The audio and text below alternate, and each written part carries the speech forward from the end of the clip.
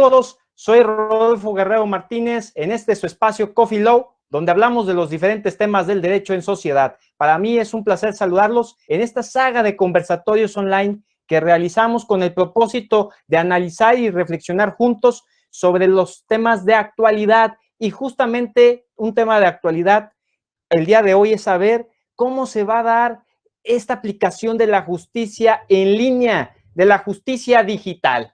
Y es por eso que vamos a hablar del derecho y la justicia en el entorno digital, en esta parte número 2, que ya estaba más que prometida y ajustada desde la última ocasión, y con 3 excelentes profesionistas, abogados, juristas, que me regalan de su tiempo para estar en esta segunda edición. Los presento a continuación. Nos acompaña la doctora Alma de Los Ángeles Río Ruiz. Ella es catedrática e investigadora de la Universidad Nacional Autónoma de México, la UNAM. Bienvenida, estimada doctora. Muchas gracias, Rodolfo. Muy buenos días. Muy buenos días. Le agradezco mucho su participación por segunda ocasión. Y desde luego también nos acompaña desde España el doctor José Bonet Navarro. Él es catedrático de Derecho Procesal en la Universidad de Valencia, España. Doctor, qué gustazo que nos acompañe. ¿Qué tal? Muy buenas tardes, muy buenos días. El gusto es mutuo porque vamos a disfrutar esta tarde un poquito más. Sí, sin duda alguna. Y también nos acompaña el doctor José Daniel Hidalgo Murillo, especialista en Derecho Penal y también, bueno, es un incansable en compartir conocimientos sobre el proceso penal acusatorio. Y bienvenido, estimado doctor. Gracias, Rodolfo. Gracias. Qué gusto verte, José Bonet. Qué gusto verte, Alma. Qué gusto verte, Rodolfo. Y qué gusto ver a los tres hablando de un tema que cada vez va creciendo, porque nos enfrenta, como lo decía Alma la vez pasada que nos vimos, nos presentan temas nuevos sobre los que hay que tomar decisiones de hoy. Y esto es fundamental. Esperamos que pueda darse este debate en ese sentido. Felicidades y bienvenidos. Muchísimas gracias, estimado doctor. Bueno, pues sin más, vamos a comenzar. Los invito a todos los que nos están viendo y escuchando desde sus hogares o donde sea que nos estén acompañando, que pues se pongan cómodos, que tomen un buen café para que se activen junto con nosotros. Pues sin más, comenzamos. En esta primera ronda, cada uno de nuestros excelentes invitados contará con 6 minutos. Primero vamos a comenzar con la doctora Alma, posteriormente con el doctor Bonet, y posteriormente con el doctor Daniel Hidalgo. Sin más, le cedo el uso de la palabra a la doctora Alma. Adelante, doctora. Pues muchas gracias, Rodolfo. Pues primero quiero agradecer precisamente a la Sociedad Civil Coffee Law, particularmente a ti, por la atenta invitación y a nuestro amable auditorio, ¿no?, que nos hace favor de enlazarse esta mañana en este segundo programa de Derecho, Justicia en el entorno digital. Pues saludo con mucho afecto a mis compañeros que me acompañarán en el uso de la voz, los doctores José Bonet y José Daniel Hidalgo. En mi presentación la he dividido en 3 partes. La primera, abordaré situaciones que están ocurriendo con datos duros del Tribunal Superior de Justicia del Estado de México. Después entraré a la resolución de la Corte Interamericana de Derechos Humanos y finalmente arribaré al Acuerdo 8/2020 del Consejo de la Judicatura Federal y el Acuerdo 9/2020 del Poder Judicial de la Federación en torno al tema precisamente de la justicia electrónica. Bueno, inicio mi participación en este conversatorio señalando que la justicia digital federal en nuestro país pues se va a desarrollar a partir de estos 2 acuerdos que ya mencioné. ¿Qué busca estos acuerdos? Pues implementar el uso de los medios digitales como instrumentos esenciales para la impartición de justicia. ¿Fruto de qué? Pues lamentablemente de esta pandemia que nos ha dado el SARS-CoV-19. En este marco de referencia, yo puedo asegurar que las instituciones judiciales pues se vieron obligadas a cumplir con las recomendaciones de los organismos internacionales de derechos humanos. ¿Qué organismos? Pues tanto el Sistema Interamericano como el Sistema Universal de Derechos Humanos, así puedo decirte que de conformidad con lo previsto en la resolución 1/2020, intitulada Pandemia y Derechos Humanos en las Américas, la Corte Interamericana de Derechos Humanos exhortó a los estados a que aseguráramos la existencia de mecanismos de acceso a la justicia ante posibles, obviamente, violación a estos derechos. ¿En qué contexto? Pues en el contexto de la pandemia, ¿no? De la pandemia y sus consecuencias. Pues debido a lo cual, ante esta emergencia sanitaria, lamentablemente que nos afecta a todos, México incluyó la impartición de justicia en la lista de actividades prioritarias esenciales, lo que obviamente, pues en esta comunidad internacional de naciones, contrajo la obligación del Poder Judicial de implementar 3 ejes rectores. ¿Cuáles? Primero, la utilización de tecnologías de la información y de la comunicación. Segundo eje, el trabajo a distancia, así como el máximo aprovechamiento de las capacidades productivas de estos órganos jurisdiccionales. Entonces, como observamos, pues esto no es un capricho, no es un capricho del Poder Judicial, es un mandato internacional que nos ha obligado a resolver esta situación. Ustedes saben que los prisioneros, los que están purgando una condena, están privados de su libertad, son de los grupos vulnerables y donde más se violentan los derechos humanos. Pues bueno, deseo precisar esta parte de mi introducción al tema de que tanto los estados de Nuevo León y Querétaro, ellos se encuentran desarrollando soluciones que permitan que sus abogados postulantes puedan solicitar o cancelar en línea sus diligencias. O sea, todo se está desarrollando de una manera muy vertiginosa, rápida, porque pues no hubo oportunidad. Por otro lado, les comento, insisto en esta primera parte, que el Poder Judicial del Estado de México cuenta con juzgados en línea, como es el caso del Juzgado de Control especializado en cateos y órdenes de aprehensión, que trabaja las 24 horas del día, imagínense, permite a la Fiscalía presentar sus peticiones de órdenes de aprehensión y cateos desde una computadora, donde uno de los jueces, obviamente el que está en turno, en ese momento resuelve y envía la respuesta a través de este mismo medio electrónico. Yo, para ceder el uso de la palabra a mis compañeros, concluyo esta primera de mi intervención mencionando algunos datos duros de la realidad que está ocurriendo aquí en México. Los tomo de los datos que aporta el Tribunal Superior del Estado de México. Acuérdense ustedes que este tribunal ya se conoce como un tribunal electrónico, quizás el más avanzado junto con el de Nuevo León, donde tiene la firma electrónica judicializada, donde ya tenemos los expedientes en línea, donde tenemos el desahogo de exhortos, como lo vimos la sesión pasada, donde tenemos las videoconferencias para desahogar las audiencias, tanto las convivencias en materia familiar, recuerden ustedes, los divorcios, voluntarios también ya están en línea. Entonces, ¿qué datos nos arroja este tribunal? Pues lo vimos, entre mayo y abril aproximadamente hay más de 1 millón o cerca de 1 millón de documentos digitalizados, es decir, con medio electrónico. También estos documentos están firmados y judicializados. ¿Qué datos puedo sacar de este tribunal? Pues lo que arroja la información que he revisado es que durante estos últimos 2 meses, este tribunal otorgó 4,655 firmas electrónicas. O sea, ya no era necesario, como en el inicio, ir personalmente y autentificar que fuera el abogado, el postulante, el que le estuviera señalando. Bastaba con una citación electrónica para que a través de este medio, videoconferencia, pudieran constatar que se trataba de la misma persona. Capacitó a 5,163 personas en el manejo del tribunal electrónico y a 2,412 servidores públicos en el uso del sistema de gestión judicial. También quiero señalar que a través del sistema de atención oportuna, que ellos denominan OPERAM, del 5 al 26 de mayo se otorgaron 1,490 atenciones telefónicas y 104 a través del Poder Judicial del Estado de México para atender cualquier duda sobre el expediente electrónico. ¿Por qué? Porque es algo novedoso para el ejercicio de nuestra abogacía. Pues hasta aquí concluyo, Rodolfo, mi primera participación, escuchando compañeros. Gracias. Muchísimas gracias, estimada doctora.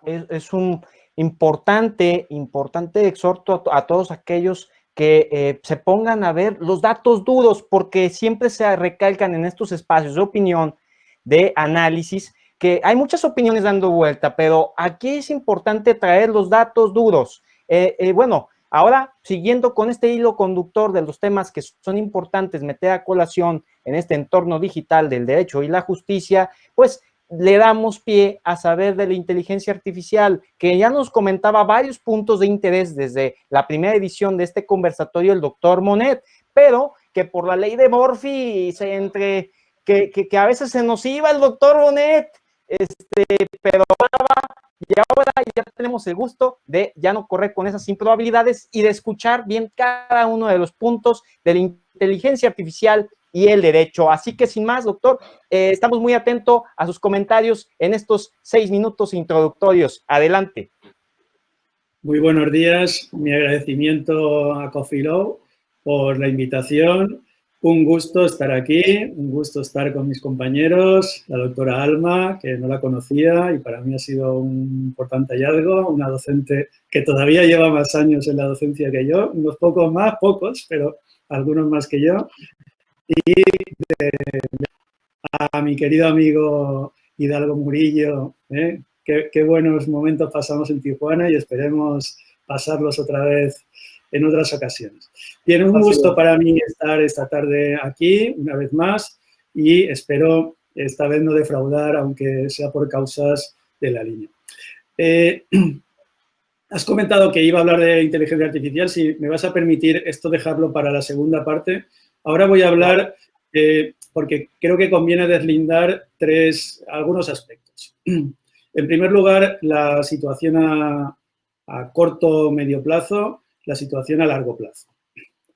En el caso español, la digitalización se produce desde el año 95 aproximadamente que empieza. Lo digo en el sentido de introducirlo ya en la ley. Luego, en el año 2000, con la Ley de Enjuiciamiento Civil 1/2000, se potencia y luego leyes posteriores han ido profundizando en esta digitalización. Hasta el punto que, desde hace ya algunos años, cualquier profesional de la justicia en España ha de utilizar los medios telemáticos. Es decir, hoy en día, salvo que no sea preceptivo abogado y procurador, que son casos muy limitados y además, no siendo preceptivo, no se utilicen estos servicios, salvo esas pequeñas excepciones, pero utilizar vías telemáticas.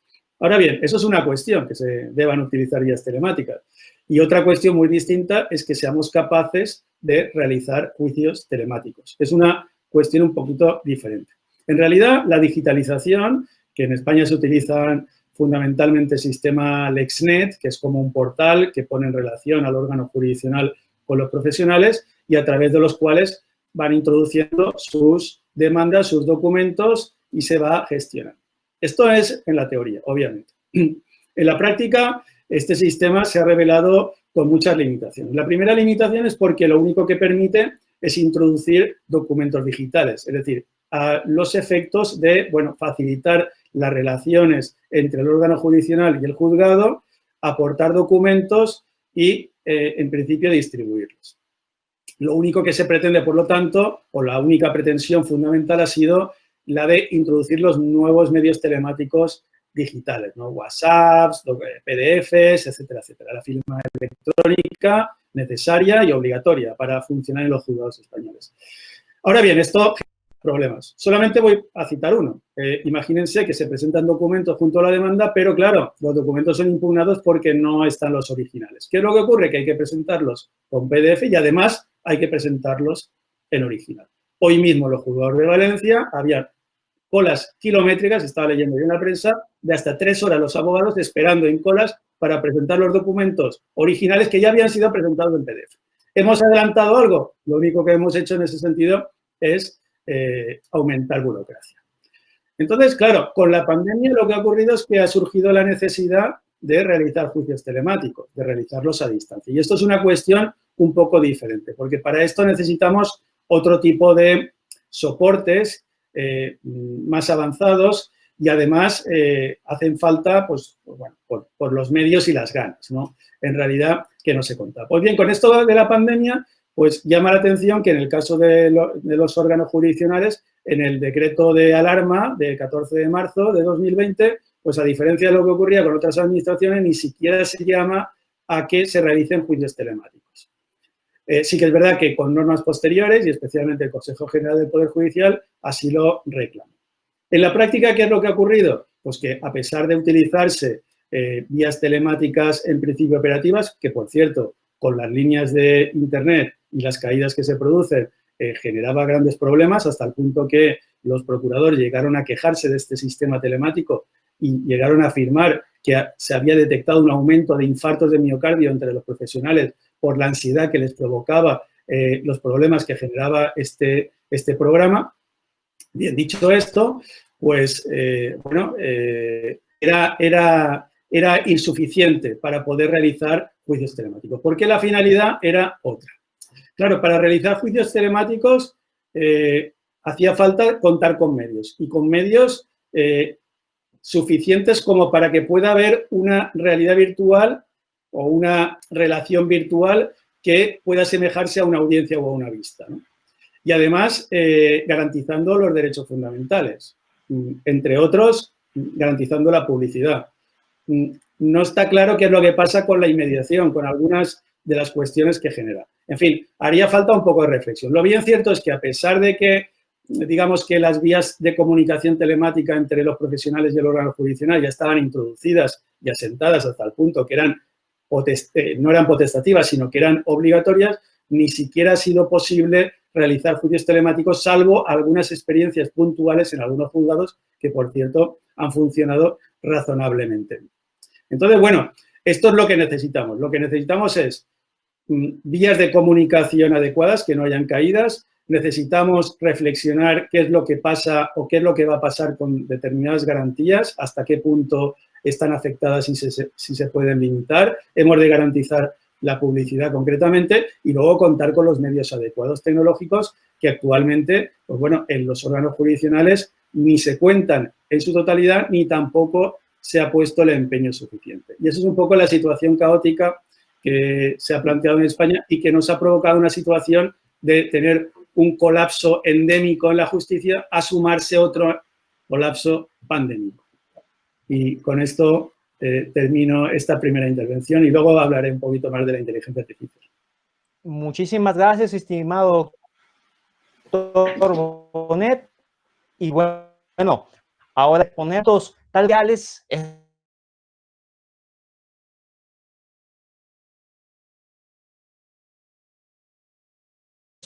escuchamos la introducción con mucha atención y adelante, estimado doctor. Muchas gracias, Rodolfo. Muchas gracias, José. Muchas gracias, Alma. Adelante. Gracias. Yo quiero montarme un poquito en las ideas de ambos. En cierto sentido, robármelas por dos cosas muy importantes. Cuando José Bonet dice que los documentos, lo que se está digitalizando en España es los documentos, pero que los abogados, lógicamente, ponen una duda sobre el documento en razón de que no es el original, sino que es una copia del mismo en el sentido digital. A mí me preocupa mucho que en México se pueda dar lo mismo a posteriori. ¿Esto qué significa? Muy sencillo, que estamos digitalizando o estamos llevando a conferencia, a videoconferencia, las audiencias y los juicios, violando una serie de principios constitucionales a través de acuerdos del Consejo de la Judicatura. Todos sabemos que un acuerdo del Consejo de la Judicatura debe ser un acuerdo coherente con la Constitución política y la ley, y por tanto el Consejo de la Judicatura está limitado a la ley y a la Constitución política, y entonces esto hay que considerarlo a la hora en que, y aquí vamos a establecer dos ideas que son fundamentales. A mí me parece que en México está perfectamente legitimado, desde el punto de vista del proceso acusatorio, todo lo que son cuestiones de mero trámite. Es decir, construcción de la carpeta, todo esto son de mero trámite. Lógicamente, las órdenes de aprehensión y las intervención de comunicaciones ante el juez federal son cuestiones de mero trámite, son cuestiones de actos probatorios, son actos meramente de investigación, y esto no me pone en duda, a mí en lo particular, no siento ninguna duda de que pueda estar legitimado en los acuerdos 6 y 8 del 2020, 8 y 9 del 2020, uno del Consejo de la Judicatura y el otro del Poder Judicial de la Federación. Por su parte, en el acuerdo de la Corte Interamericana, me parece que la Corte tiene una función muy concreta, que es dictar sentencia y no dar directrices. En todo caso, le correspondería a la Comisión Interamericana de Derechos Humanos, y no es un mandato, no puede ser un mandato internacional a cada uno de los estados, porque rige todavía el principio de autodeterminación de los pueblos. Eso es muy importante considerarlo. Entonces, partiendo de esta figura y yéndome a lo que ha dicho José Bonet sobre esas grandes filas de personas que tienen que legitimar los documentos que ya presentaron, me planteo el problema, y les planteo a ustedes el problema de debate en esta introducción. ¿Qué pasa si después de la pandemia, coherentes o contrarias a la Constitución política y contrarias a la ley, se empiezan a anular todas las audiencias que violaron por ausencia del juez, por ausencia del tribunal de juicio, que violaron los principios constitucionales de inmediación, presencia del juez, inmediación, presencia del juez viendo al imputado y al imputado viendo al juez, el principio de publicidad, la presencia del público en la audiencia, que esto es mucho más fácil de resolver porque tiene una posibilidad de modificación en el artículo 20, apartado C y de la Constitución política, respecto a que el tribunal puede tomar decisiones en ese particular. Y, lógicamente, el principio de contradicción. Esto es, si las partes, al no verse presentemente, al no estar en presencial, están pudiendo contradecir los argumentos de las otras partes, y, lógicamente, si el imputado puede coparticipar en esas circunstancias. Me parece que es un elemento interesantísimo a considerar a la hora de abrir el debate que estamos sosteniendo sobre el tema de lo digital en el Poder Judicial. Muchas gracias, Rodolfo, y dejo el espacio para continuar. Sí, muchísimas gracias, estimado doctor Daniel. Bueno, pues pongo puntos que más adelante doctor Daniel Murillo, sobre, bueno, esto que se ha manifestado por parte de algunos académicos a nivel nacional sobre este paquete de reformas que pueden, pues, marcar un parteaguas en la justicia en nuestro país. Hay quienes dicen que, bueno, esto ya se había dicho, pero no, realmente no va a ser una realidad. Hay muchas cosas que son importantes aclarar, entre ellas me refiero al probable Código Penal Nacional, y obviamente en lo que antiguamente estábamos haciendo referencia desde el conversatorio de la primera edición, queda que en ese momento el ministro presidente Arturo Saldívar ya ponía en colación el hecho de utilizar las formas electrónicas para la resolución de justicia. Simplemente pongo estos puntos a consideración, sin más, que le cedo el uso a la palabra a la doctora Alma para que pueda ilustrarnos sobre los demás puntos de interés de la presentación que ha dedicado para este conversatorio en su edición número 2. Adelante, estimada doctora. Pues, Rodolfo, de verdad coincido plenamente y vuelvo a ir de la mano con los comentarios de mis amigos, el doctor José Daniel y el doctor José Bonet. Se vulneran, obviamente, en esta situación de emergencia sanitaria, muchísimos o varios derechos humanos. El marco constitucional, pues, no ha podido realizar las reformas que se requieren en un momento dado para poder enfrentar esta pandemia que, pues, la humanidad no la esperábamos, ¿no? En su momento coincido en que vendrán algunas situaciones muy delicadas, sobre todo también en materia pues penal. Si bien yo no soy especialista en materia penal, a mí sí me llama mucho la atención todas las situaciones que se han presentado en esta rama, y vuelvo al caso del Estado de México.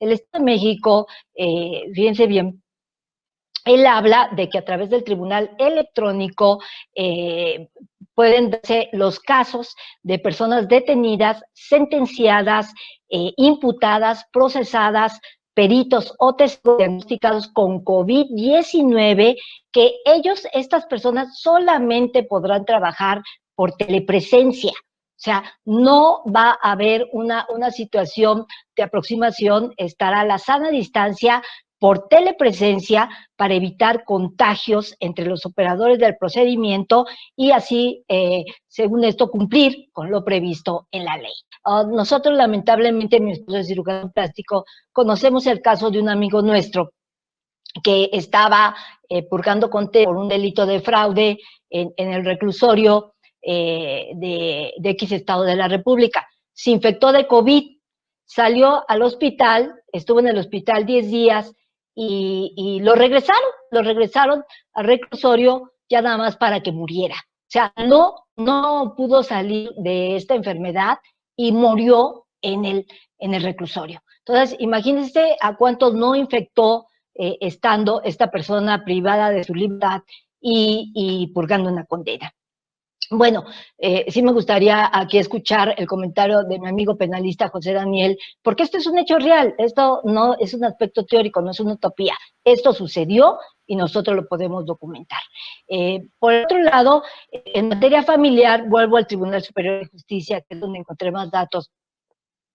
En línea lleva a cabo los siguientes procedimientos: divorcio por mutuo consentimiento, situaciones de identidad de personas, de dependencia económica, también acreditación de concubinatos y la ratificación de convenios y o contratos, ¿sí? Pues en este sentido, yo puedo hablar que el Tribunal Electrónico conoce de aquellos asuntos que no tengan la necesidad de realizar citaciones. Y pues en este contexto se resuelven los siguientes casos: los juicios sucesorios de tramitación especial, los de rectificación de acta de nacimiento y los de declaración de presunción de muerte. Bueno, a mayor abundamiento de este tema, pues yo quiero dejar la dirección electrónica para aquellos que estén interesados en profundizar sobre el mismo. Les recomiendo consultar la circular 27/2020 del Consejo de la Judicatura del Estado de México en el web pje.domex, Estado de México, domex.gov.mx, o bien el boletín judicial, así como la Gaceta de Gobierno del referido Estado de México. Otro ejemplo de la impartición de justicia y el ejercicio del derecho digital, pues lo podemos encontrar en el estado de Tamaulipas, que también ha tenido que saltar a los medios digitales de una manera vertiginosa.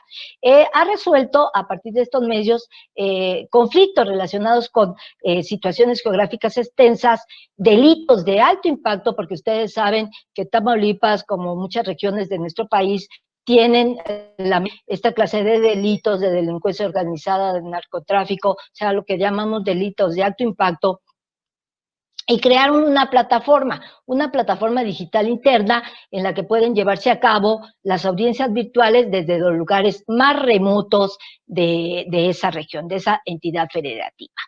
Bueno, ahora, en este uso de la palabra, para ya en la última sesión, pues abordaré brevemente los aspectos que contiene el Acuerdo 8/2020, que entró en vigor el pasado 6 de mayo.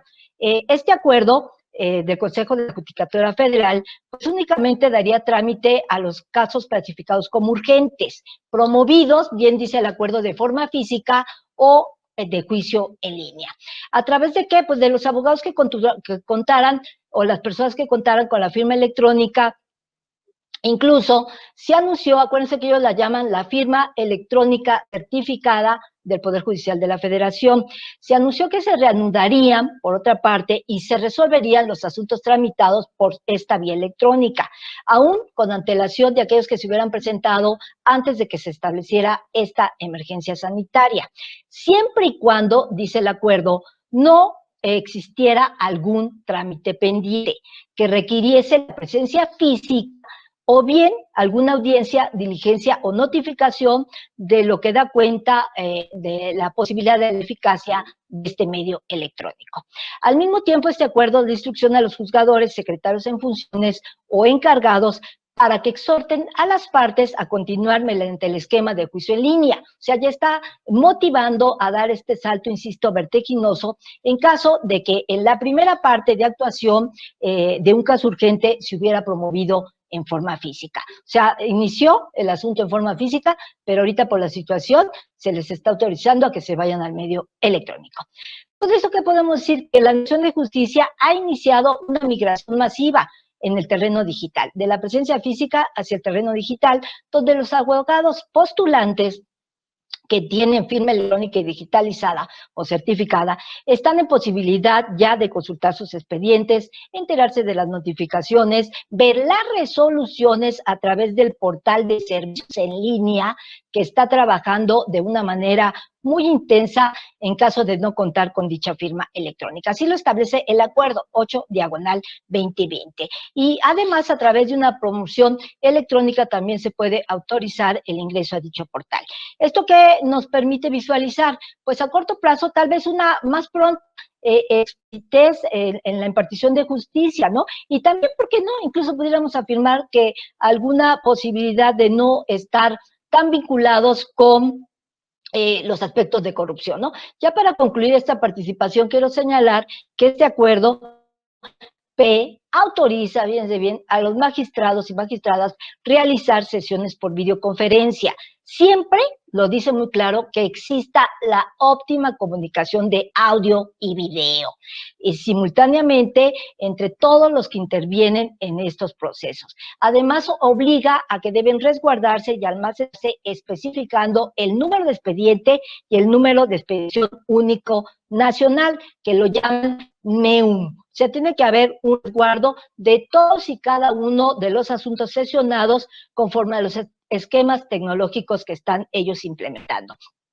Es decir, nosotros podemos señalar que pues se respetan las reglas previstas en cada uno de los desahogos de estas sesiones como si fueran de carácter presencial, que obviamente son imposibles de realizar, producto de que ustedes saben el Poder Judicial todavía no ha levantado la emergencia sanitaria. Y dice que este acuerdo que generará los mismos efectos y alcances jurídicos que las que se realizan en forma presencial y física. Muchas gracias, Rodolfo, y sigo atenta a mis compañeros. Gracias. Muchísimas gracias, querida doctora.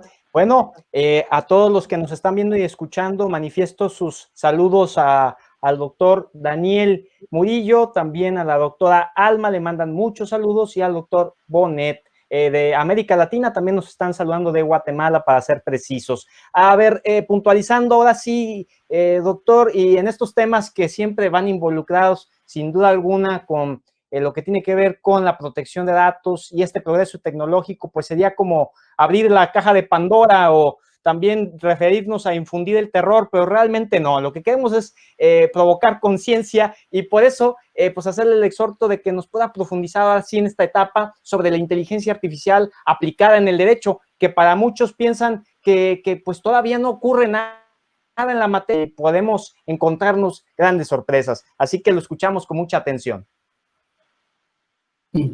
Buenas tardes, buenos días de nuevo. Reiterar mi agradecimiento y mis felicitaciones a la organización y a mis compañeros, a la doctora Alma, a mi amigo querido José Daniel Hidalgo. Disertaciones súper interesantes. Bien, voy a hablar un poquito de la inteligencia artificial. Yo tengo ya que advertir de entrada que yo soy, y siempre lo he sido hasta el momento, por lo menos, bastante optimista. Yo he dicho que hay que estudiar y analizar cuáles son las implicaciones de los derechos fundamentales. Yo no he dicho que hayan vulneraciones necesariamente de los derechos fundamentales. Es posible que puntualmente alguna cuestión sobre publicidad, pero yo tengo mis dudas. Hay que estudiar el tema de la inmediación, pero como digo, tengo mis dudas de que hayan verdaderas vulneraciones de la inmediación y de la contradicción. Todo dependerá de cómo se instrumente y de cuál sea la calidad del instrumento tecnológico y de las posibilidades efectivas de contradicción, ¿no? Entonces, depende. Si tenemos un sistema que ofrece dificultades, que la línea se cae, que no nos permite tener conocimiento, que no nos permite alegar, que no nos permite probar en condiciones, obviamente se producirán vulneraciones. Respecto de la inmediación, pues todo depende también de cómo se avance la inteligencia, o sea, la realidad virtual y, en su caso, la inteligencia. Bien, yo voy a hablar de la inteligencia, artificial aplicada al proceso es hablar de un futurible, es evidente. Actualmente la inteligencia artificial existe supuestos muy puntuales, básicamente en Estados Unidos, en Inglaterra y en algún otro país. Y los sistemas de inteligencia artificial actualmente se encuentran en la edad de piedra. Y básicamente están para el proceso penal y en dos funciones fundamentales, aprovechando su capacidad de predicción a los efectos de adoptar determinadas medidas de seguridad, medidas cautelares, y luego para facilitar la instrucción, la averiguación de los hechos y de la atribución subjetiva de los mismos. Básicamente, para eso, todos o la mayoría de los sistemas van orientados en esa línea. Por lo tanto, poco tiene esto de posibilidad de favorecer o de condicionar o de organizar el proceso, ¿no? Ahora bien, esto es así, ciertamente, en estos momentos, pero mañana, en un futuro a medio largo plazo, hay bastantes posibilidades de que la inteligencia artificial avance y que esta vez sí pues pueda tener una importancia significativa. Hasta el punto es así que la Comunidad Europea ha estado realizando estudios y los está haciendo continuamente y recomendaciones advirtiendo, entre otros, a los juristas de que estemos preparados ante lo que viene. Y llega a plantear la posibilidad de que la inteligencia artificial pues, pueda llegar a ser capaz de funcionar autónomamente y que esto pueda ocasionar o pueda derivar en que se generen derechos y obligaciones, hasta el punto de que si la inteligencia artificial es capaz de aprender autónomamente, de actuar por sí misma, ya no sería responsabilidad sus actos solamente del constructor, del creador del software, del propietario, del poseedor, del que la utiliza, sino que incluso la propia inteligencia artificial podría ser directamente responsable. Y si esto es así, si es titular de obligaciones, también tendría que ser titular de derechos, incluso derechos procesales, hasta el punto de que en un futuro, pues quién sabe si la inteligencia artificial podría tener capacidad para ser parte, capacidad de actuación procesal, incluso legitimación para algunas materias. Obviamente no para determinadas cosas como una reclamación de una paternidad biológica, obviamente para eso no. Pero sí, fundamentalmente en cuestiones patrimoniales, pues sí que parece que pueda llegar o podría llegar en su caso a tener legitimación. Bien, la inteligencia artificial es apta e idónea para que en un futuro pueda condicionar la organización judicial. Por ejemplo, si evoluciona la inteligencia artificial, no tendría sentido la organización territorial de los juzgados. La podríamos mantener, si queremos, por razones de tradición. Pero no necesariamente tendría que existir los tribunales. Bastaría con un sistema de inteligencia artificial al cual tú le presentas los documentos desde cualquier parte del mundo o incluso de fuera del mundo y esta misma resolverlo. Sin perjuicio de que siempre, en mi opinión, ha de haber un tribunal superior constituido por humanos para que evolucione la jurisprudencia y se adapte a la realidad social. El tema fundamental, porque hay muchos temas, pero el tema fundamental es, ¿la inteligencia artificial podría llegar a dictar resoluciones? En mi opinión, puede hacerlo. Incluso podría hacerlo en estos momentos, para resoluciones sencillas de admisión e inadmisión por extemporánea de una demanda, por ejemplo, o para controlar pues que se han presentado determinados documentos que puedan ser conditio sine qua non para la admisibilidad de una demanda. No está el documento, perfectamente hoy, actualmente, con nuestra tecnología, podría un sistema de inteligencia artificial inadmitir la demanda y solamente tendría que decir se inadmite y la razón y el precepto por lo que lo hace. Se le añade un número de referencia, una firma y una fecha y se puede dictar resoluciones. El problema está, ¿puede resolver en supuestos más complejos? Claro, entrar en el fondo, eso es un poquito más difícil, ¿no? Pero en mi opinión tampoco hay impedimentos imposibles para que esto pueda ser así. Incluso en cuestiones de fondo, como digo. Nosotros, cuando estamos decidiendo y valorando sobre el fondo, básicamente estamos haciendo dos cosas muy sencillas, que es fijar hechos y aplicar normas sobre los mismos.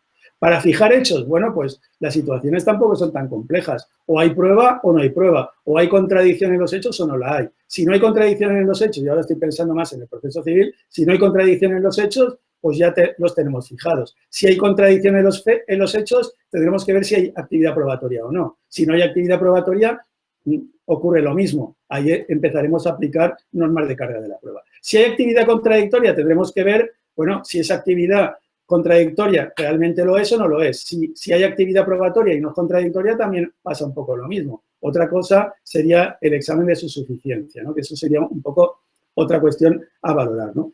Y si hay prueba contradictoria, pues bueno, entonces es cuando hay que valorar. Pues bien, nosotros cuando se valora por un ser humano, pues ¿qué es lo que estamos haciendo cuando valoramos prueba? Pues estamos aplicando normas de la razón, normas de sentido común, máximas de la experiencia, etcétera, etcétera. Todo esto que se dice, ¿no? Y llega un momento en que se alcanza un determinado convencimiento suficiente para considerar fijados los hechos. Pues bien, nosotros, en mi opinión, con un sistema de inteligencia artificial, pues podríamos también ir atendiendo a determinados ítems, ir poniendo puntuaciones, a partir de los cuales, cuando se supera un determinado umbral matemático, se puede considerar fijado. Hemos de alcanzar ese acuerdo. Obviamente, la inteligencia artificial, en este caso, y en ningún otro, nunca va a ser perfecta. ¿Pero qué? ¿Acaso la valoración judicial por el ser humano es perfecta? No lo es. Claro que no. Lo que pasa que, en mi opinión, me da la impresión de que estamos exigiéndole a la inteligencia artificial una perfección. Actualmente tiene muchos sesgos, tiene muchos errores, pero esto es mejorable. En cambio, estamos partiendo y reconociendo por lo que es lógico y normal, que el ser humano es imperfecto y también se equivoca, ¿no? Si nosotros estamos exigiendo perfección a la inteligencia artificial, nunca va a ser apta para dictar resoluciones, porque es imperfecta y siempre lo va a ser, aunque tiene un potencial para ir mejorando, ¿no?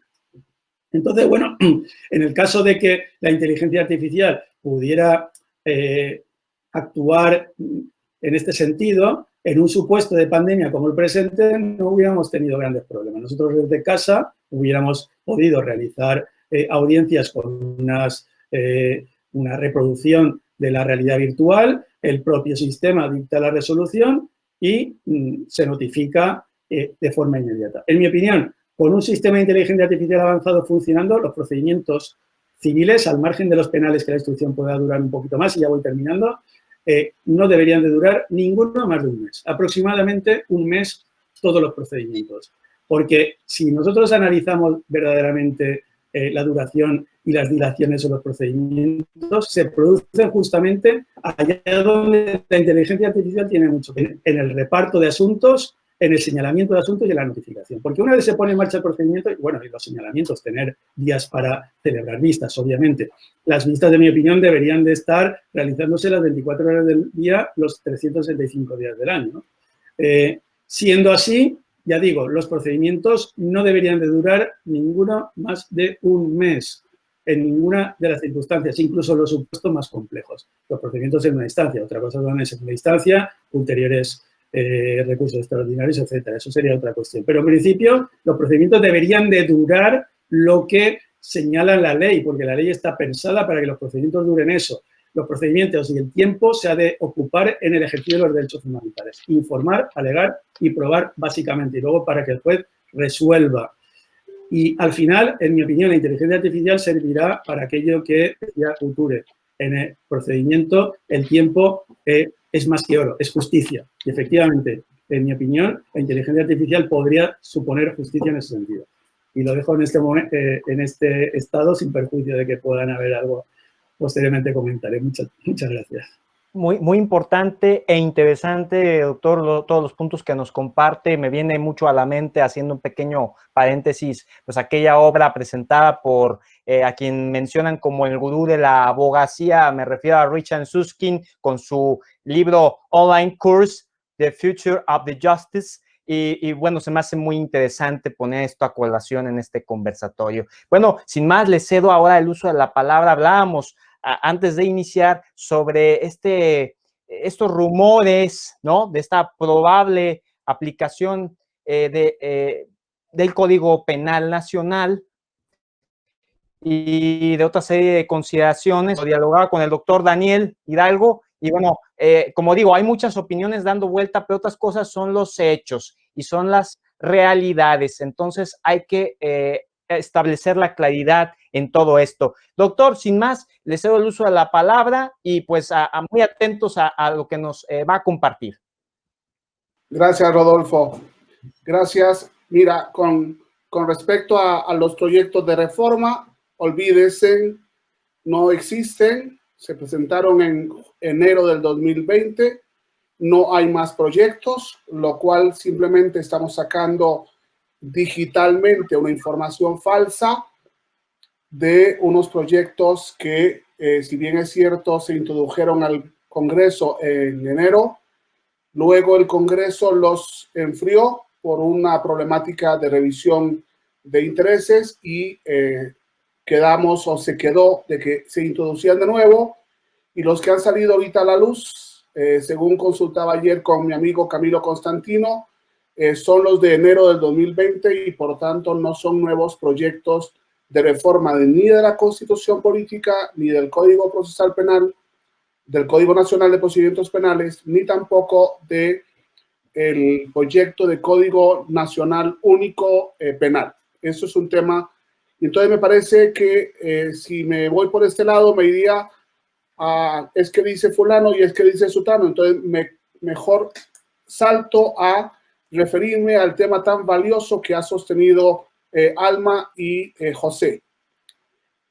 A mí me parece, estoy de acuerdo totalmente con José, de que no se viola el principio de inmediación, no se viola el principio de contradicción y de publicidad si logramos dos cosas muy importantes, y es superar el problema, digamos, yo lo había planteado en el 98 en Costa Rica como juez, cuando dije la frustración de lo técnico, que creo que era un tema que yo sacaba en el panel anterior, la frustración de lo técnico, y de hecho José Bonet nos dio una muestra de esa frustración cuando su internet se le cayó 2 o 3 veces. Esto es un tema muy complejo.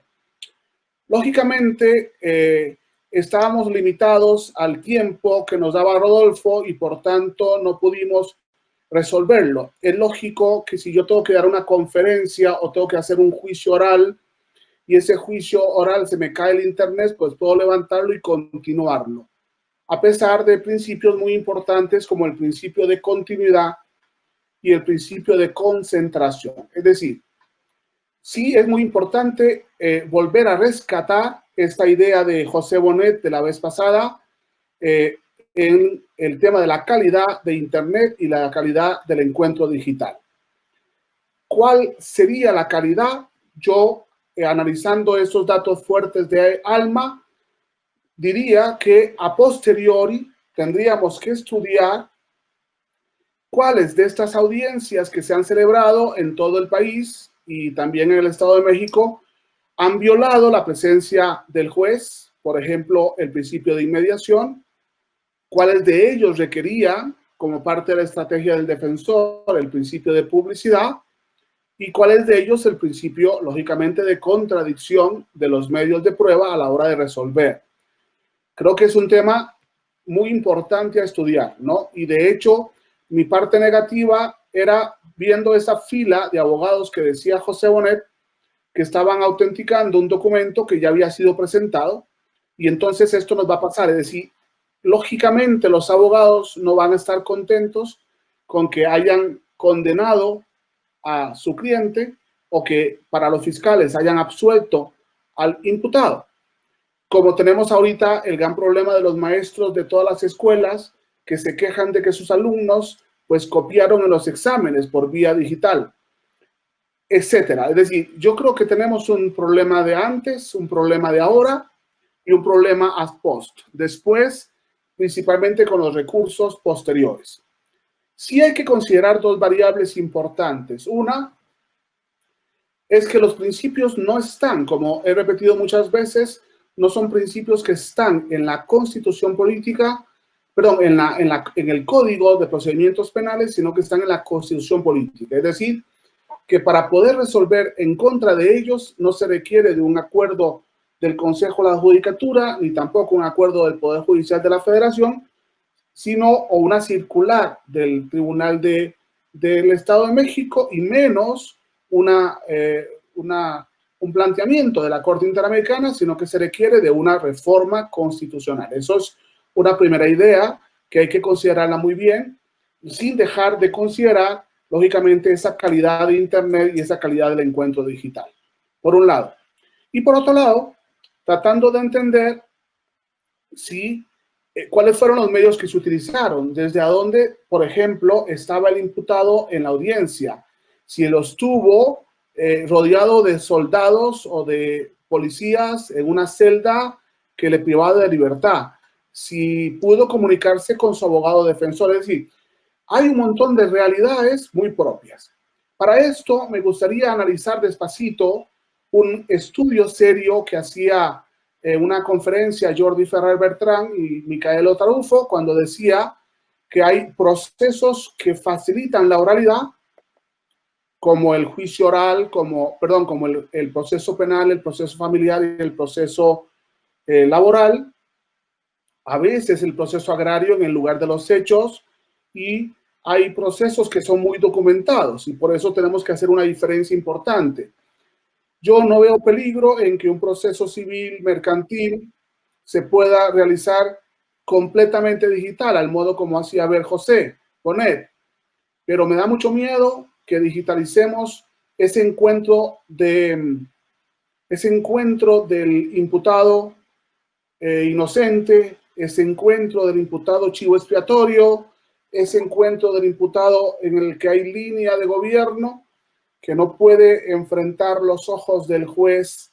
Como decía aquel autor, que la afectividad es también manos y ojos, y que los anteojos oscuros nos quitan la afectividad, no sabemos qué hay detrás de esos ojos que no podemos ver. Yo creo que la inmediación del juez y la presencia del imputado ante el juez tiene un valor importante.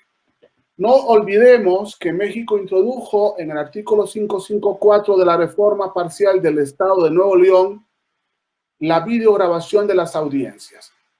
Hoy hemos visto miles y miles de videograbación de audiencias en las cuales a veces no podemos ver el contacto porque se ven pequeños, porque la gente baja la cabeza.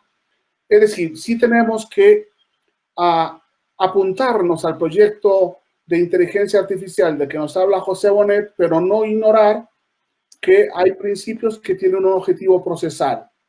El lenguaje corporal es fundamental, la mirada es muy importante, que el juez pueda ver, que las partes puedan ver al juez y juez a las partes.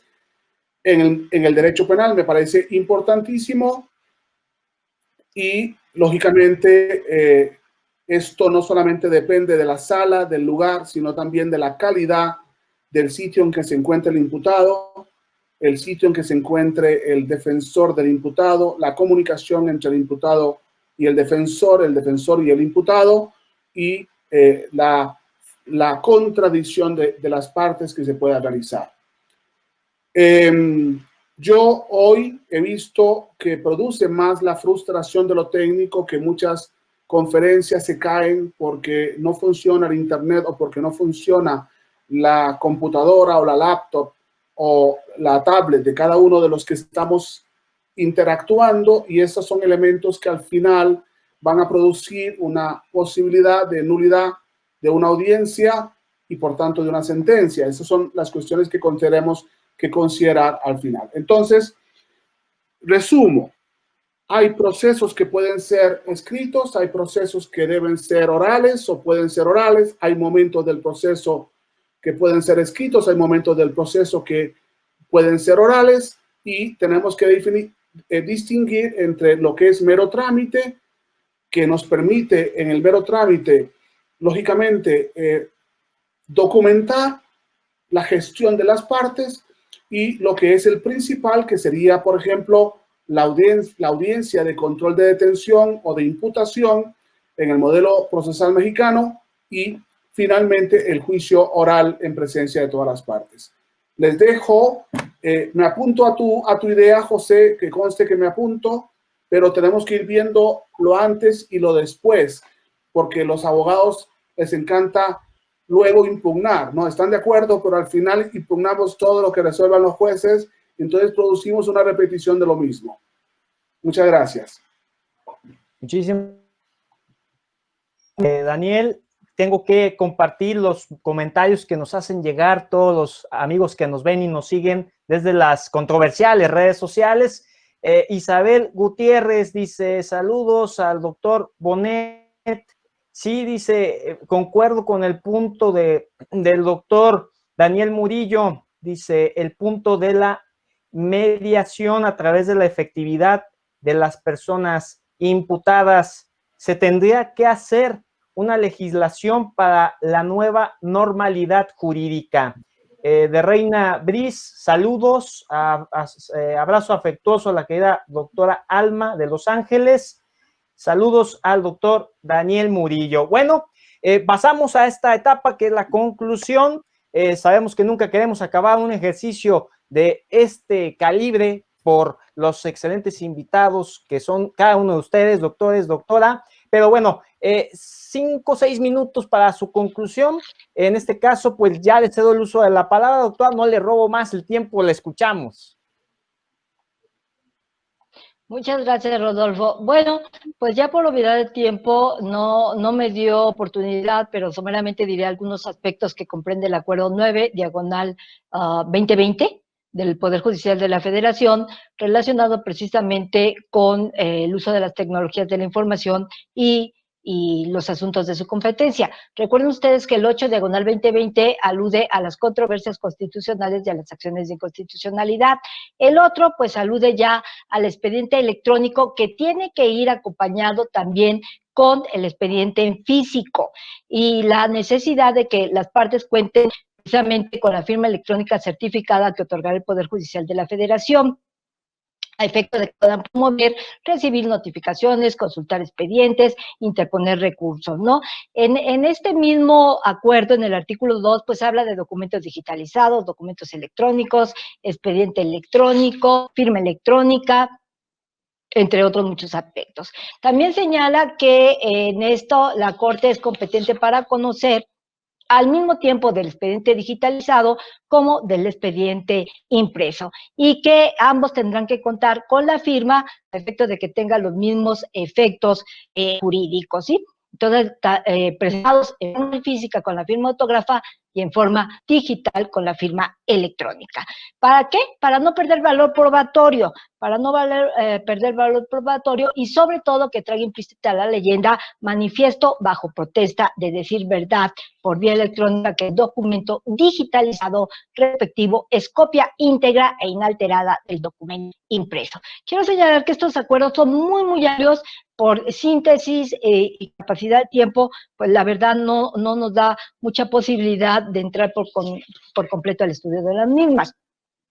También ese mismo documento habla, ya como a manera de conclusión, de que las audiencias por videoconferencia, una vez iniciada, se contará con 15 minutos posteriores a la hora fijada para el desahogo, a efecto de que se dé el tiempo de verificar que el enlace electrónico entre las partes es correcto, o bien pueda resolverse un problema de conexión. Hace ratito yo me caí, me desconecté, ¿sí? Pero tuve tiempo suficiente para volver a conectarme con ustedes. Entonces, también debe de verificarse quiénes son los que van a acudir a la audiencia para poderla ver y oír nítidamente. Entonces, por razones técnicas o extraordinarias, ustedes saben que en ocasiones no se podrá llevar a cabo estas audiencias y tendrán que reprogramarse. Entonces, tanto la Secretaría de Acuerdos y de la primera a la segunda sala, así como también el presidente de la Corte, pues determinará nueva fecha para celebrar la audiencia. Esto tendrá que ir acompañado, dice el acuerdo, por un videograma respectivo que se incorporará al expediente tanto digital, electrónico como físico. Habla de notificaciones, el acuerdo es amplio, habla de autoridad emisora, habla de la constancia que se va a expedir, el número de expediente, la evidencia criptográfica de la firma electrónica para que surtan los efectos legales. ¿A qué conclusión llego, Rodolfo? Pues que esta presente contingencia sanitaria que lamentablemente estamos viviendo y que es algo imposible de evitar, pues nos da esta oportunidad de replantear, de repensar el derecho, de que se violentarán tanto artículos constitucionales como derechos fundamentales, pues eso, derechos humanos en particular, pues eso es cierto. De que la Corte Interamericana de Derechos Humanos pues tiene como función promover la observancia y defensa de los derechos humanos. Por eso tal vez emite o con fundamento en esa función que tiene esta resolución 1/2020 en tiempos de pandemia. Pues la migración hacia las plataformas digitales, podemos señalar desde mi particular punto de vista, debería en su momento garantizarnos un acceso a la justicia más pronta, más expedita. Tal vez algunos candados serán necesarios para asegurar la transparencia, la rendición de cuentas, el hecho de que el Poder Judicial tuvo que haber migrado vertiginosamente en esta era digital. Muchas gracias, Rodolfo. Doctora, quiero hacer énfasis que todavía le quedaban minutos, así que tampoco son cosas que se daban de dejar afuera y toda la disposición siempre en este espacio digital para poner todos los puntos que hagan falta. En este caso, yo le agradezco mucho que nos comparta información tan actual y valiosa que hace que todos los comentarios estén fluyendo en este momento en las redes sociales. Me permito también ahorita hacer las menciones sobre que nos dice Daniel: la inteligencia artificial quitará el trabajo y el sustento a miles y hará el trabajo de muchos prescindible, dice José de Jesús Roman Esquivel. Felicidades a todos los panelistas, extraordinario tema, excelente foro. Universo fuerte, la inteligencia artificial, un paradigma difícil de entender y peligroso para el desempeño laboral. Lupita Ramos, saludos al doctor José Daniel Hidalgo Murillo. Muy bien, bueno, pues doctor José Bonet, lo escuchamos para hacer estas precisiones.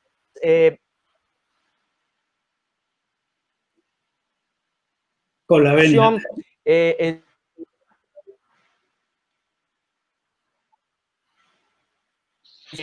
robot va a poder al abogado, porque pongo sobre la mesa esto, va a existir este elemento o este punto de la singularidad. Eso significa la máquina, digamos, la información va a ser uno con el. Yo diría que no vamos a estar peleados si se diera en algún punto. Bueno, pues si no, la palabra, estamos atentos. Con la venia, le he escuchado la mitad, más o menos, porque se ha cortado un poquito y ya estamos con el problema de la línea. Obviamente y por supuesto, todo esto va a tener problemas y va a tener muchos. Y nosotros tenemos que estar pues, preparados para los mismos. Y se van a generar multitud de problemas. La inteligencia artificial no va a ser un camino de rosas. Y no solamente es un problema tecnológico, es un problema también ético, moral, incluso religioso y, por supuesto, jurídico. Hay un camino muy grande para avanzar. Claro que plantea problemas, pero dense cuenta que todos los problemas que actualmente está planteando la línea de Internet, si nosotros valoramos cuáles eran las conexiones actuales con las de hace 5 años, actualmente han mejorado. Habiendo problemas, pero hay que pensar pues, que todo esto va a ir mejorando. Lo bueno que tiene la tecnología es que permite el avance y permite la mejora. Nosotros estamos analizando problemas y los vamos superando. Y esto es muy fácil con la inteligencia artificial. No es tan fácil en otros ámbitos, pero en estos sí, en el ámbito de la tecnología en general. Obviamente, siempre que haya voluntad, siempre que hayan medios y siempre que hayan ganas de solucionarlo, ¿no? Entonces, bueno, desde esa perspectiva, nosotros podemos hacer 2 cosas. Podemos valorar los problemas de la inteligencia artificial y decir esto es imposible porque no va a tener solución, o confiar en que estos problemas pues tenemos que detectarlos, analizarlos, valorarlos y mejorarlos en el futuro, ¿no? Y lo digo yo, que soy optimista, que yo mismo he dictado resoluciones de anulación de procedimientos porque la grabación de una audiencia pues no funcionó, porque en España o se graba por medios de reproducción del sonido y la imagen o se realiza una acta extensa. Claro, si tú estás confiando que el sistema funciona, que está grabando y no levantas el acta y luego no se ha grabado por un problema técnico, pues eso provoca indefensión. Y obviamente de ahí deriva las nulidades. Esto puede ocurrir, pero también es verdad que sabiendo y habiendo detectado el problema podemos prevenirlo y superarlo en un futuro, ¿no? En fin, que esto, bueno, pues es algo que es algo normal, ¿no? Y en relación también con el problema que se ha planteado con los puestos de trabajo y tal, que siempre se comenta, ¿no? Pues bueno, nosotros tenemos que pensar que la tecnología acompaña a la sociedad desde su génesis, desde el primer momento, desde que un ser humano coge un hueso y lo golpea contra una piedra, desde ese momento no ha parado de utilizar la tecnología. Y este avance tecnológico desde el momento 1, del momento 0, del momento 0,1 hasta la actualidad, siempre ha supuesto un cambio en el trabajo, siempre ha supuesto pues, que ha habido actividades que han dejado de ser necesarias y han sido sustituidas por otras. ¿Hemos dejado de trabajar? En absoluto. En ningún momento hemos dejado de trabajar. Lo único que ha ocurrido es que nosotros hemos tenido que adaptarnos. Quien piense que el operador jurídico actualmente, y más con la tecnología que tenemos enfrente, quien piense que su trabajo va a ser el mismo durante 30, 35 años, 40 que pueda durar su ejercicio profesional o 50 que pueda durar su ejercicio profesional, está muy equivocado. Vamos a tener que adaptarnos. Ya hay abogados que están funcionando con inteligencia artificial. Ya hay jueces que están, o experiencias en China, de jueces que están ya resolviendo. Tenemos ya sistemas de inteligencia artificial que nos están diciendo si podemos entrar en Estados Unidos o no, por ejemplo. En fin, tenemos mucha experiencia ya, aunque estamos en una edad muy temprana, para pensar que esto no va a cambiar, para pensar que nuestro trabajo no va a verse afectado. Es verdad que es posible que haya muchas resoluciones que se puedan automatizar, que no será necesario tanto número de jueces actualmente, lo que no significa que esos jueces no puedan estar haciendo otro trabajo que se complemente, que se adapte a este mismo, ¿no? Nosotros no podemos negar el avance de la tecnología. Sería tanto como decir, para arar un campo cuando entra el arado, pues, oye, ¿qué pasa? Pues que vamos a perder mano de obra y vamos a perder temporeros. Obviamente no tiene ningún sentido plantearlo. Lo único que ocurre es que tenemos que adaptarnos. Que el tema de la inteligencia artificial no va a exigir nuevos puestos de trabajo. Claro, serán otro tipo de trabajos complementarios, diferentes, ingenieros, control de sistema, control del algoritmo, otro tipo de trabajo, lo que sea. Pero claro que va a afectar, por supuesto, y a los abogados también. Tenemos que adaptarnos. Ya somos conscientes de lo que nos viene. Tener en cuenta, por ejemplo, que un sistema de inteligencia artificial puede hacer una demanda y además no hacerla solamente con Big Data, controlando toda la jurisprudencia hasta el último detalle, sino incluso planteándola de la forma que le gusta al juez concreto al que nos dirigimos. Esto puede hacerlo un abogado con cierta experiencia de forma limitada, pero es que un sistema de inteligencia artificial podría hacerlo de forma absolutamente compleja. Estaríamos perfeccionando el sistema. Entonces, bueno, pues no serán necesarios tantos abogados, digamos, de trabajo ordinario. Lo que harán falta serán abogados punteros, abogados para los temas nuevos, que ahí es donde la inteligencia artificial tendrá menos que decir y luego el resto pues tendrá que ir adaptándose, complementando este tipo de temas. Y eso es lo que veo yo en el futuro, en ese sentido. Por supuesto, estimado doctor Bonet. Bueno, aclarando el último punto en donde hubo un pequeño congelamiento, era que desde la obra que mantuvo Richard Susskind del fin de los abogados, pues hablaba de este desfaz y muchos han tenido este debate si los abogados van a desaparecer en manos del progreso tecnológico, pero aquí viene un factor importantísimo a colación, que es la singularidad. Y cuando lleguemos a ese punto de las cosas, verdaderamente yo pienso que la máquina y el como si fuera una obra de ciencia ficción o una película hecha por algún estudio hollywoodense. Pero bueno, a lo mejor eso va a ocurrir en algún punto hacia el futuro. Sin más, estimado doctor José Daniel Murillo, la palabra para precisar sobre las conclusiones que, pues, vaya, son muchas, pero, pues, sin más, le cedo el uso de la voz. Gracias, gracias Rodolfo, gracias. En los años 90, Rodolfo, que empezábamos nosotros, lo digital, principalmente cuando ingresábamos a lo digital, al Poder Judicial, se dijo que el éxito del futuro digital dependía de la ética.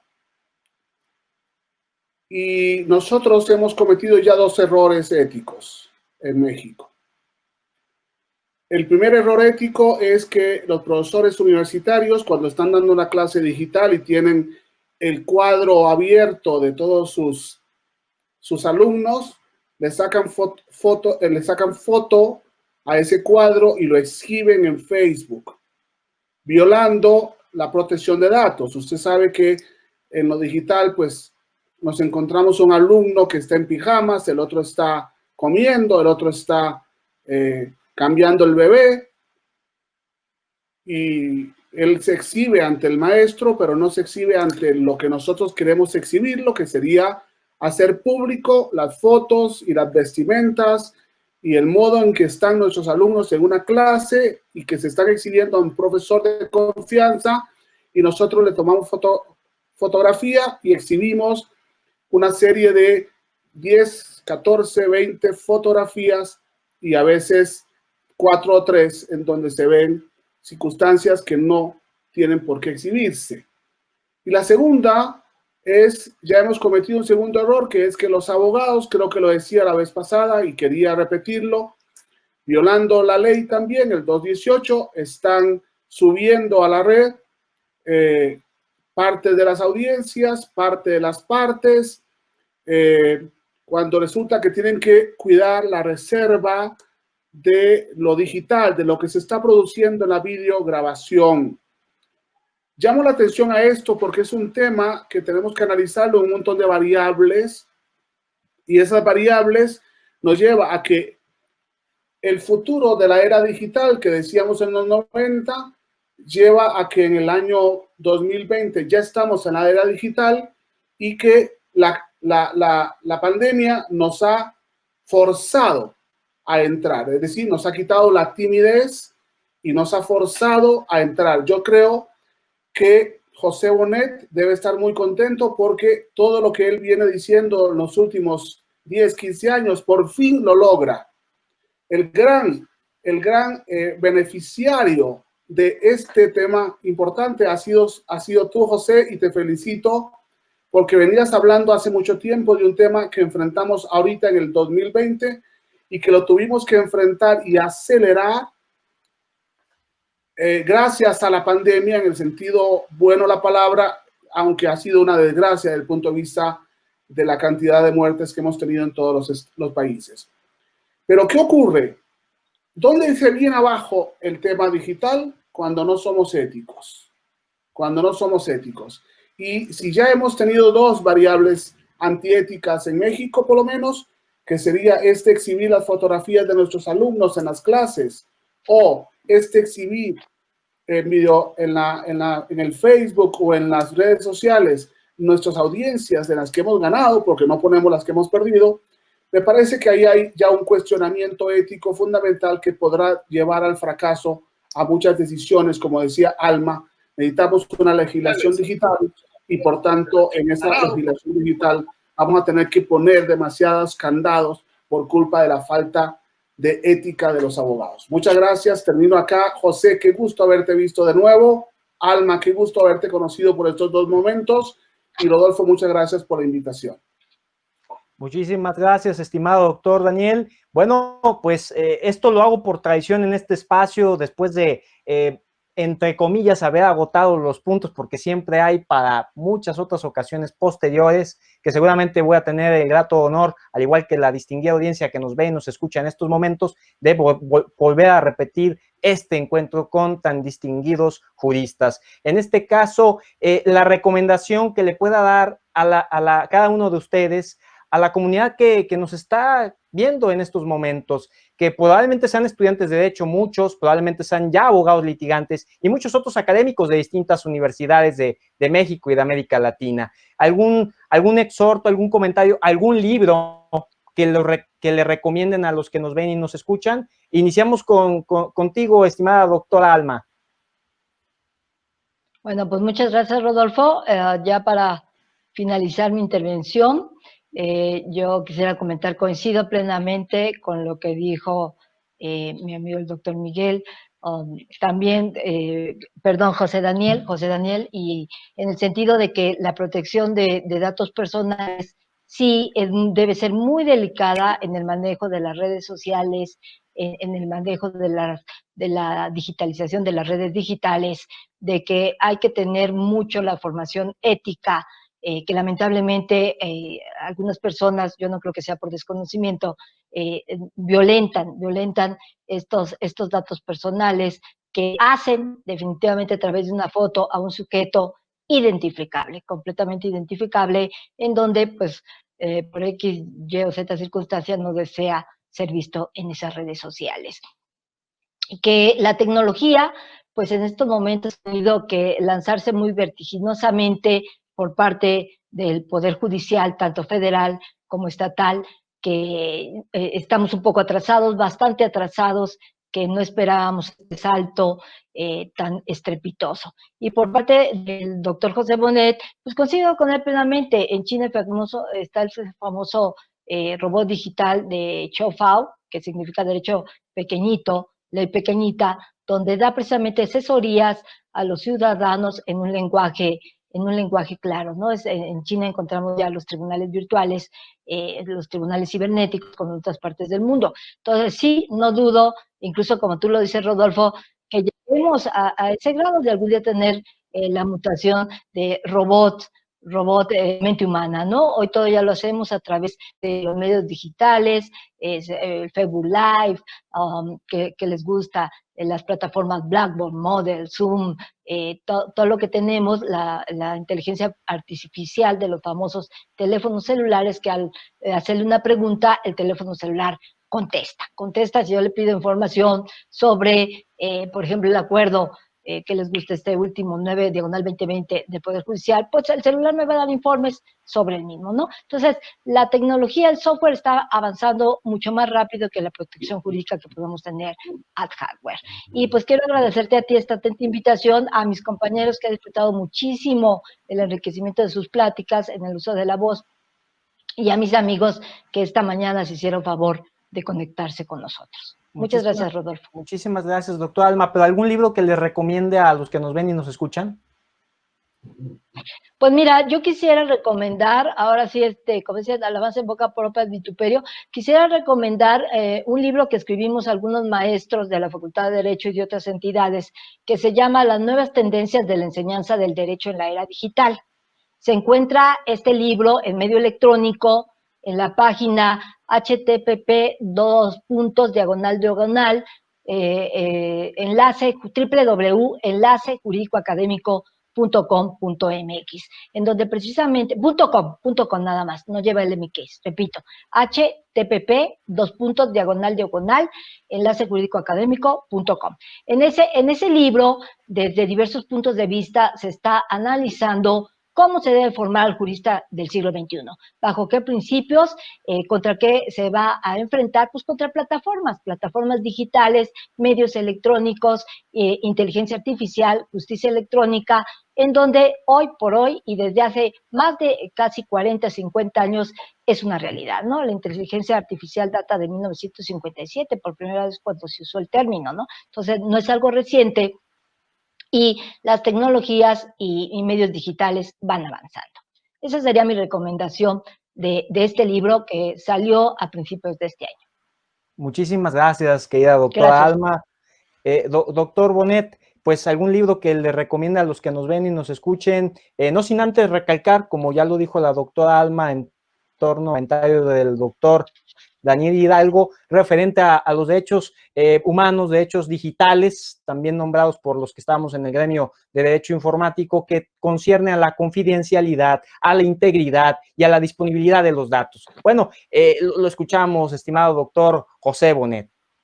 Muchas gracias. En relación con los derechos que pueden verse afectados, y son muchos, ya he señalado genéricamente antes que tenemos que estar muy atentos.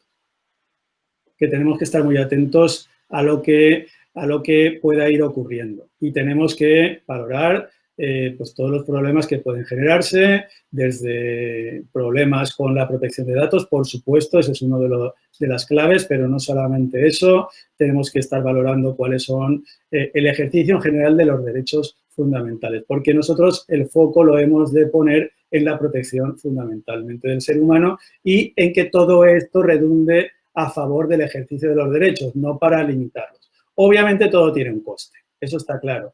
Pero lo que tenemos que hacer es ser prácticos y valorar cuáles son los beneficios, cuáles son los costes que siempre va a tenerlos y si nos compensan pagar esos costes para obtener esos beneficios. En mi opinión, en principio, y salvo que se planteen cuestiones nuevas, nuevos escenarios, en principio, en mi opinión, creo que vale la pena pagar ciertos costes. Pero no olvidemos que vamos a tenerlos siempre que pagar, incluidos los que se refieren a la cesión de la protección de datos, otra cosa es que, digamos, bueno, pues no estamos dispuestos a pagar esos costes y no nos beneficiamos. Eso será también una decisión que tendremos que ir tomando sobre la marcha. Por eso yo he dicho que el avance de la inteligencia artificial va a depender no solamente de la tecnología, sino también de lo que nosotros lo permitamos en atención a los derechos fundamentales, a cuestiones éticas, morales, incluso de carácter religioso. Yo no creo en esa unión máquina-robot. Mira que yo soy optimista, pero yo no me voy a apuntar. Tenga en cuenta una cosa, que aquellos que intenten aprovecharse de la tecnología para mejorar, por ejemplo, aquel sueño que yo también lo he tenido de ponerte un chip y aprender idiomas de la noche a la mañana, eso a la larga va a ir en perjuicio del propio ser humano, porque nos va a atontar.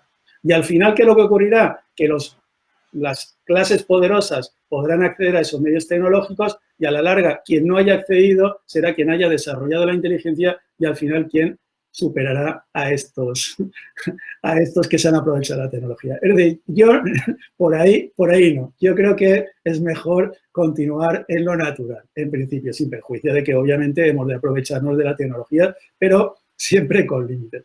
Y en relación con las recomendaciones de los libros, ya termino, yo distinguiría dos ámbitos. El ámbito de qué es lo que ha ocurrido en la pandemia, con el uso de las tecnologías y tal. Yo recomendaría, tengo que hacerlo, lo siento, una obra mía que he escrito recientemente con una compañera profesora titular de Derecho Procesal de la Universidad Nacional de Educación a Distancia, María José Cabezudo, sobre reformas procesales civiles provocados en la época de pandemia, que se va a publicar precisamente a instancias de la Academia Mexicana de Derecho, si bien se va a publicar, pues no estoy seguro, en una editorial peruana. Es un trabajo de una obra colectiva donde van a participar grandes autores iberoamericanos y españoles, ¿no? Y incluso de otros países.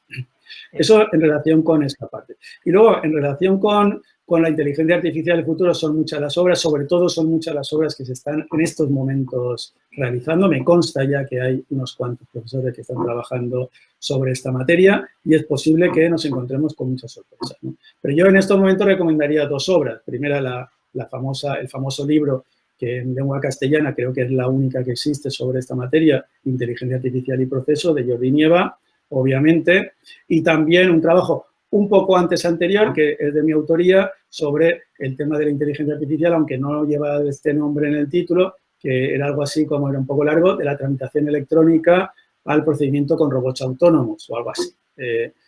Bueno, el título principal era La tutela judicial de los derechos no humanos. Y luego algunas obras posteriores sobre esta materia. Entonces, bueno, esa sería un poco la recomendación. En el caso de la obra que he citado de la tutela judicial de los derechos no humanos, lo tienen accesible en Internet, lo tienen que buscar en Google, aunque ahora he cambiado el blog y quizás sea un poco más difícil de encontrar, pero están. Si entran a mi blog, si lo encuentran, hay una página donde están todas mis obras en PDF, salvo las monografías por el tema de derechos de autor. Todas las obras, mis artículos, más de 100, lo tienen a texto completo en PDF y ahí lo pueden encontrar. Y nada más, eso es un poco lo que... Muchísimas gracias, querido doctor, muy importante y sin duda alguna le exhorto a que se va a checar pues su blog, que yo lo he visto personalmente y es fantástico. Estimado doctor Daniel, lo escuchamos. Gracias. Primero voy a empezar. estoy de acuerdo con José Bonet, no puede darse, mi querido Rodolfo, un matrimonio entre la máquina y el hombre. O el hombre domina, dominar. Y desgraciadamente hay una tendencia a dejarnos dominar por la máquina por cuestiones principalmente económicas, de dominio, de poder. Esto me preocuparía mucho. El hombre debe estar dominando la máquina y para eso entonces tendríamos que hablar de tres cosas fundamentales. Uno, elegancia digital. Llama mucho la atención cómo ahora vemos a maestros que, así como se han levantado, aparecen dando una conferencia, hasta sin peinarse, ¿no? Elegancia digital, calidad digital. Me preocupa mucho a veces ver a un maestro, a un profesor leyendo su ponencia que no sabemos si la redactó él u otro, cosa que nos ha pasado en muchos foros y en seminarios donde ciertos académicos leen la ponencia que le hacen sus pasantes. Yo creo que tenemos que hablar de calidad digital, tenemos que hablar de servicio digital. Es decir, o lo digital está para servir a la mejor administración de justicia, servir al conocimiento intelectual, o terminará siendo antiético. Y, lógicamente, entonces, el último punto, la ética digital. Si en tanto tiempo, como decía Beralma, desde el 40 y tanto, tenemos inteligencia artificial y, sin embargo, ahorita la pandemia nos hace forzarnos a esto, es muy importante que no busquemos, después de la pandemia, mejores sistemas de computación o mejores sistemas de Internet, sin antes encontrar un mejor sistema de convivencia moral para poder dar un mejor servicio digital, para poder no quitarle el tiempo. No sé si a ustedes les ha pasado que uno abre una conferencia, la va viendo por partes y termina uno abandonando al maestro que está leyendo o que está leyendo la ley o que nos está diciendo lo que nosotros tendríamos que ya saber. Un tema muy complejo en esos cuatro temas, ¿no? Elegancia digital, calidad digital, servicio digital y ética digital. Me despido, José, recomendando tus libros, ¿no? En este momento mi autor preferido en materia digital no lo es Jordi Nieva Fenol. En su libro no lo recomiendo por encima de ti. Me parece que tú has sido más pragmático a la hora de ver el tema digital y por tanto entonces no tengo más que recomendarte a ti y te felicito por lo que has hecho y me alegro que estás en este momento mucho en tu ambiente, ¿no? Desgraciadamente unas circunstancias muy complejas, pero estamos en el ambiente digital del que tú vienes hablando hace ya muchos años y felicidades y por tanto pues me parece que, como decía ahorita Rodolfo, si queremos aprender entramos a tu muro o si queremos aprender entramos a tus libros. Muchas gracias, Rodolfo, por la invitación. Muchas gracias, Alma. Qué gusto volverte a ver y qué gusto volverte a ver, José. Gracias. Buenas tardes. Muchísimas gracias, estimado doctor Daniel, pero es muy modesto. En realidad, usted realiza trabajos muy importantes. Es una revista que he leído con mucho detenimiento y también yo la recomiendo aquí. Gracias. Sí, Gracias. bueno, pues yo me quedo aquí a colación.